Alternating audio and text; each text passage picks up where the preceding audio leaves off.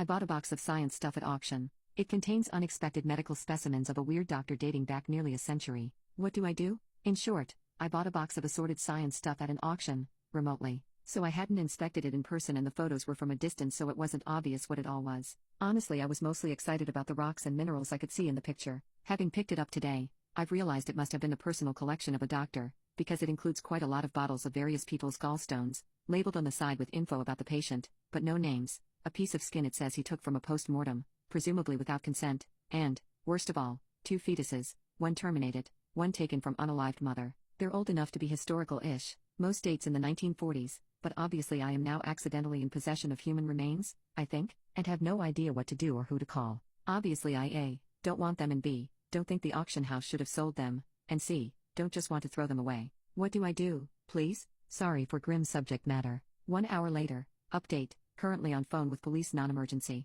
Not going to lie, they sounded pretty baffled, and I've been on hold several times, but explained about the bits of people in there, an appendix, the piece of skin, the gallstones, someone's tapeworm, the fetuses, etc., and they're taking notes and will tell me what to do next. 11 minutes later, they said they might come out and take the box, but then they rang back and asked me to email some photos. I hope they don't want photos of all the bottles of gallstones individually because there are tons. This guy liked his gallstones. 25 minutes later, emailed photos. They are coming round at 4 p.m. tomorrow. Would not confirm whether they will take the grim stuff. I hope they do because I really do not want to deal with it, especially since some of it looks like it's leaking. 5 minutes later, the worst part of all of this is that I only bought it to get some cool rocks, and the rocks aren't even cool as it turns out. Update post, after a lot of hold please, and there was an appendix in there? And human fetuses? And how was this box described? And how much did you pay for this? The police made an appointment to come round and see the box at 4 p.m. today. They have just left and thankfully took all the human samples with them. This is a huge relief to me, as I didn't want it and also didn't want the responsibility for disposing of it properly.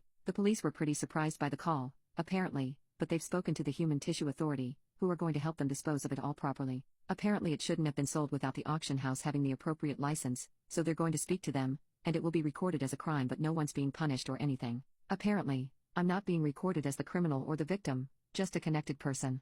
Big thanks to the people who took the time to let me know that the preserving fluid in the jars was probably formalin, which is carcinogenic. Unfortunately, I was not wearing gloves, but I did scrub my hands afterwards, thankfully. At least one of the jars had leaked quite badly. The appendix had no liquid left and you could see the lid of one of the other jars was almost eaten through as well, so I wish I'd been more careful, but at least I know now. And someone's informing the auction house too, as they obviously handled it also. I did ask if the family of the older fetus could be traced, because although the fetus would be in their 70s now if they'd lived, it says on the label that the mother was unalived, so she hadn't given consent for her baby to be removed and put in a jar forever, and I thought there might be a family out there somewhere who'd like to lay her unborn child to rest, perhaps with her. The police weren't too confident of finding out whose fetus it was because there's not much info on the label, no patient names or anything, but they said they would try. The other fetus was from intermination, so although I suspect again the mother didn't consent to it being put in a jar and eventually sold to this random woman, at least I guess she probably didn't want it back, and I suspect her family wouldn't even have known she had the termination, so not much reason to try to trace that one. The police asked if I'd like to be updated on what happens to the samples, to which I've said yes.